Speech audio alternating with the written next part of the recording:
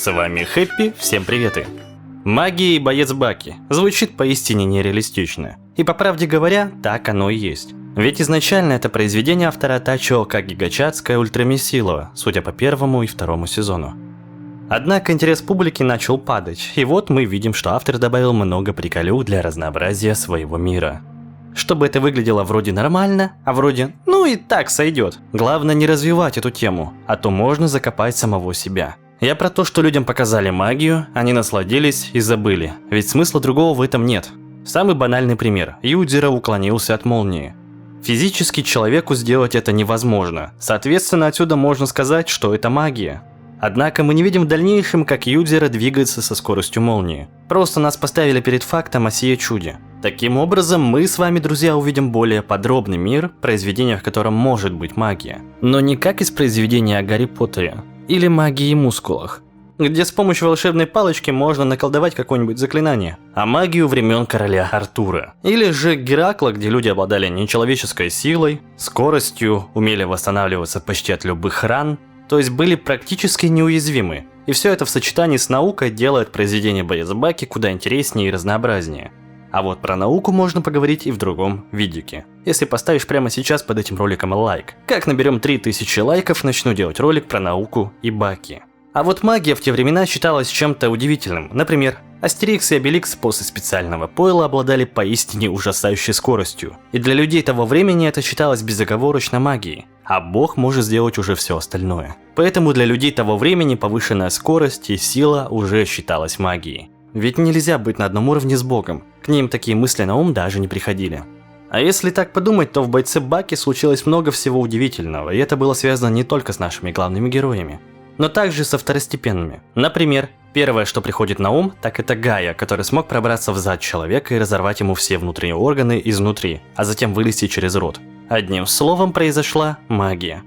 Также стоит упомянуть про здоровье бойцов. Сколько бы их ни били, сколько бы они раз ни падали, через пару дней мы видим, как с ними все в порядке. Доппи отрезали запястье, пришьем, новая рука будет лучше старой. Али-младшего избили до полусмерти, да ничего страшного, ведь через пару деньков будет как новый. Порвали нерв и перепонки, да забей, значит они тебе не нужны. Джеку сломали почти все кости в его организме, а он взял и стал еще больше и сильнее. Одним словом, произошла тоже магия. Если рассматривать эти детали серьезно, то берет смех, ведь рассуждать на полных щах за эти моменты невозможно. А вот считать за магию самое то. Идем дальше. Ведь таких моментов аниме боец Баки огромное множество. Сразу скажу, что Миямото и Пикколо уходят в другой ролик, ведь нам показали их с более научной точки зрения, нежели с магической.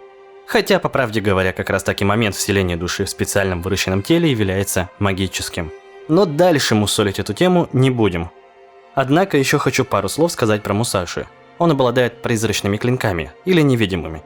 Главная суть заключается в том, что по человеку нанесен призрачным клинком урон, и он его чувствует, ощущает, как ему разрубили, например, какую-нибудь конечность. Но в итоге Мусаши даже не задевал своего оппонента. Поистине ужасающая магия. Юичиро обладал огромной силой, что мог метать людей со скоростью пули. А вот Баки обладает магией скорости. Ведь его тараканий рывок – удивительное творение. А также то, что он ударил своего отца и Миямото Мусаши, вырубив их обоих, говорит о том, что его удар быстрее звука. А то, что у Баки воображение имеет физическое тело, разве не магия? А вот, например, Кацуми также атаковал со сверхзвуковой скоростью и тем самым повредил себе руки. Одним словом, физика выпала из чата и вошла магия. Юдзиро – само воплощение самого сильного человека. Он уклонился от молнии, как было сказано ранее. Может остановить землетрясение одним своим ударом. Также атаковал Баки со скоростью сверхзвука и много-много других интересных моментов. Помимо силы, скорости и выносливости, можно также сказать про то, что произошло между отцом и сыном. Это появление ауры демона со стороны Юдзиро. Все, кто находился там, увидели это чудо.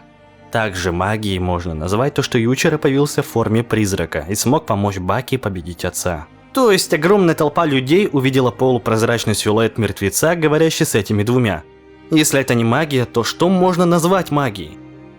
А то, что Юдзиро, как только родился, уже обладал иммунитетом ко всем ядам, а также уже мог приказывать некой аурой, которую человек сразу понимал и безоговорочно выполнял.